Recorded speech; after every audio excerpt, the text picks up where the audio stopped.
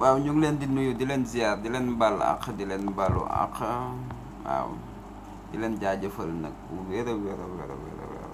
waaw di waxtaan ak waa Sénégal di leen di ziar waaw di leen bal ak di leen balu ak waaw actuellement nag moom suñu réew moo nekk en jeu bon dëkk bi bon vraiment acquis démocratique yi ñu def bon Macky Sall nërmeel na ko da ko joggati bon kon bu demee ba tollu foofu rek bon nañ jël suñu responsabilité bon man dama koy wax rek toujours bon lu kalpe jaral addu kalpe bu ko jaralee borom kalpe rek kalpe ba du dem mais l'importance dans la vie mooy ne bon Macky Sall daf ñu lancer défi bon défi bi nañ ko jéem a relever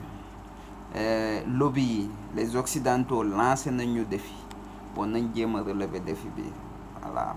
bon te ñu bàyyi politique de ruine nationale bi kenn ku ci ne yaakaar ne da ngay def dara ngir am ci dara amul sens li am solo rek mooy lenn nañ jiital Sénégal na Sénégal fees suñu bët bon combat bi metti na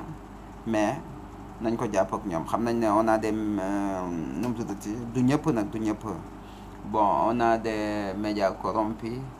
mais importance bi rek mooy nañ maintenir cap bi bon te buñ dugg ci diversion bi buñ ci dugg bon dañuy jéem a divertir te am na essentiel te élection yi duñ ko seetaan mukk mu sàcc ko te dafay sóob Macky Sall bu mënoon gagné élection yi du téye Khalifa Sall Macky Sall bu fekkoon mën na sàcc élection yi du exiler Karim Wade jeu yi muy teg yëpp kon il n'est pas sûr de lui-même kon buñ ko may bénéfice boobu muy jéem a jëmbat ci bopp population bi ne mën na sàcc élection bi non te nañu bàyyi ne politiciens yi ñëpp ñoo yem ñëpp yemuñ bu ñëpp yemee rek am ñu gedd seen cër waaw bon am nañ candidat boo xamante ne bon man damay jël suma position mooy man Ousmane Sonko laa gëm bu yeboo ak nuñ ko mën a diaboliser système de diabolisation la ñun xam nañu on a compris bon importance bi mooy dañoo dem ba toll foo xamante ne tey population wu Sénégal moo raw ñi leen jiital te loolu c'est très grave ñi nga xamante ne ñoo ñu jiite ñun ñu dem ba nga xamante ne ñoo leen raw kooku c'est très grave mais importance bi li am solo rek mooy nañ dëggal suñ bopp te gëm suñ bopp te jéem a jàpp waaw kenn ku ci ne ak foo mën a nekk bu leen xeeb 10 électeurs même boo convaincre 10 personnes ça va nit ki da nga war a ne man suma carte bi ak fukki nit ok sénégalais bu ne bu defee loolu ci boppam bu leen ko xeeb nit ki koo mën a convaincre ko yaa ngi dégg te actuellement pour réew mi ñun ñu mën a décoller Ousmane Sonko donc moo ñu mën a jiite actuellement ci politiciens yi ma gis nii dëkk bi décoller kon nañ jël position ñu jàpp ci kenn ku ci ne booy làmb ci sa poste nga dem campagne yi ak foo mën a nekk nag parce que foo dem ci monde bi sénégalais yaa nga fa voilà sénégalais yi ñu ngi fépp ci monde bi kon nañ jéem a dëggal suñ bopp ñu jàpp ñu jóg xam ne suñ solution Ousmane Sonko la mais du ñii mais nag Macky Sall rendre nañu service bi mu ñu rendre mooy fexe na bañ mën a démasquer bon ñi nga xamante ne ñoo tardel réew mi loolu c'est très important Macky Sall nañ ko sant gërëm ko sérieusement parlé nañ ko sant gërëm ko parce que am na lu mu réussir mooy ñun ñu démasquer ñi nga xamante ne ñooy ennemi Sénégal te ennemi Sénégal yi bon ñun xam nañ leen ci côté média yi côté lépp politiciens yi ñëpp politiciens yi yàlla dimbale nañu moom fexe na bay roñ ñëpp def leen ci benn benn saak bon léegi lan la nañ am ñoo koo xamante ne dañ koy fal buñ ko falee ñëpp dem retraite waaw ñu ngi jafur parce que ñoom leer na leen wóor yàlla ne Sonko jël réew mi du seen arrangement te du arrangement wu seen patron yi parce que ñoom gëmuñ sénégalais yi ñoom dañu gëm ñoom occidentaux yi lañ gëm bon kon loolu buñ demee ba tollu fii rek ñun nañ dëggal suñu bopp loolu moo am solo nañ dëggal suñu bopp te kenn ku ci ne pare nga def combat bi muy sa combat wu bopp combat bi du ma combat wu ma Samba combat wu ma Demba combat bi c'est le combat boo xamante ne combat wu tout un chacun la parce que li nekk en jeu moo rëy kon nañ dëggal suñu bopp fii lañ mën a jaaree ñu am indépendance ba faw ñu won suñ politiciens yi ne ñun le dernier mot revient au peuple mais duñ nekk toog rek ne non ne dañuy sàcc élection yi nii politiciens yi ñëpp a yem bu ñëpp yemee am ñu gedd seen cër journalistes yi tey boo ko gisee ñëpp yemuñu am na ñoo xam ne ils sont tenus ñu ngi tenir tête te bu leen neexoon tey ñu dugal leen ci ruq jox leen weccet ñu jël ko mais nag seen dignité mayu leen ko. bon am na benn booy boo xamante ne vraiment bi may seetaan damay am ci moom yaakaar mooy Pape Sidi vraiment Pape Sidi lañ koy wax yaakaar naa Pape Sidi Fall non vraiment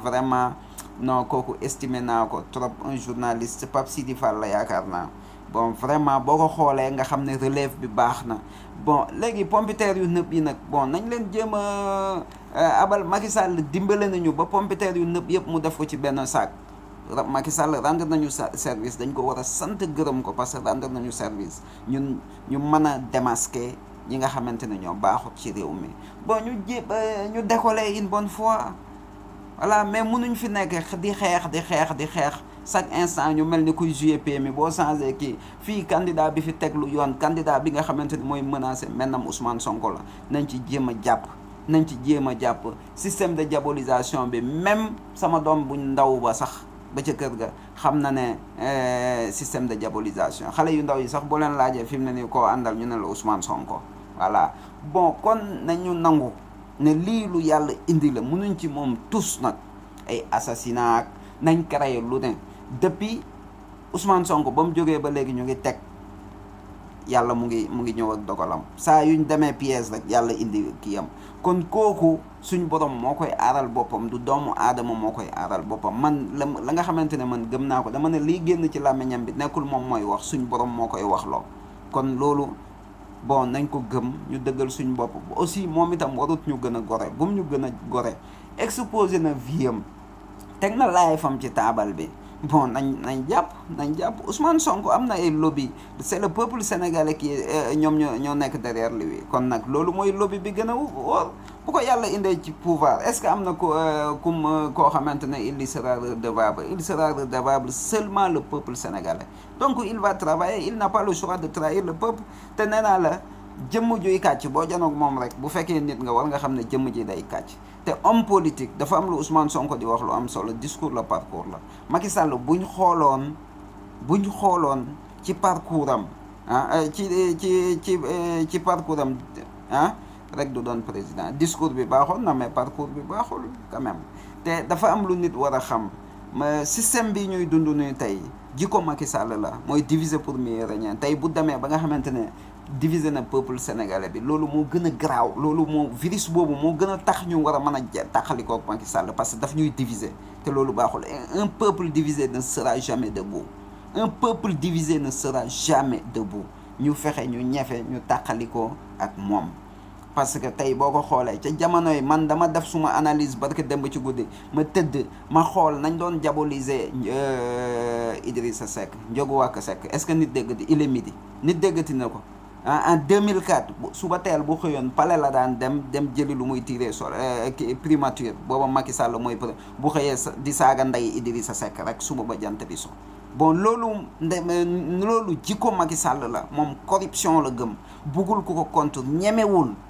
yaa ngi dégg il n'est pas élégant amul audace du gentleman voilà parce que waa ji il faut ñu diaboliser ko parce que waa ji da leen sonnal waa ji da leen lakkal 8 waaw parce que ñoom sóoraale wuñu woon Ousmane Sonko mu ñëw benn tokaar boo xam ne xamuñ fu ñu koy jaar parce que musta doon directeur même société nga ne mën naa ko utal dossier Ousmane Sonko ku koy utal dossier un fonctionnaire simple fonctionnaire bi mu la sonnalee nga dàq ko voilà jeex na léegi nag peuple bi embauché na ko xam nga yàlla moom ci ay mbiram mooy def ay mbiram fi mu ne nii nag waa ji il est libre am na immunité bon diaboliser nga mën ak assassinat ñaar yooyu dong la mën te peuple bi ñu ngi fi bu ñoom war nañ xam exemple tey buñ bindee benn affaire ci net bi seen journaliste seen journal yu corrompu yooyu bon dañuy gis ne gone yi ñooy jóg ci saa si démentir ko bu laajee uti source bi ñu uti source bi teg ko ci table Ousmane Sonko toog mais léegi ki nga xamante dafa bind procureur dem ñu naan ko non da nga war a tontu da nga war a leeral léegi nag waa ji nga xamante ne moo nekk ci suñ domaine yor alalu réew mi Ousmane Sonko dënkuñ ko alalu réew mi ki ñu dënk alalu réew mi moom ñi Mamour Diallo génnut wax patron am génnul wax kenn ñu ne mute ñu ne nag non Ousmane ana procureur lan mooy njëriñam xam nga nit ñi li ñu war a wax duñ ko wax ok jërëjëf ñu ngi leen di jaajëfal waaye participation la rek ku mën a def vidéo defal vidéo nañ jàppale Ousmane Sonko mooy candidat bi nga xamante ne moom mën a génnee Sénégal ci guuta gi ñu nekk ñu ngi ci guuta de waaw kenn ku ci nag boo toogee sa ruq ne non affaire politique c'est ton problème waaw nañ jël suñ destin en main waaw loolu rek moo am solo ziar nañ leen bu wér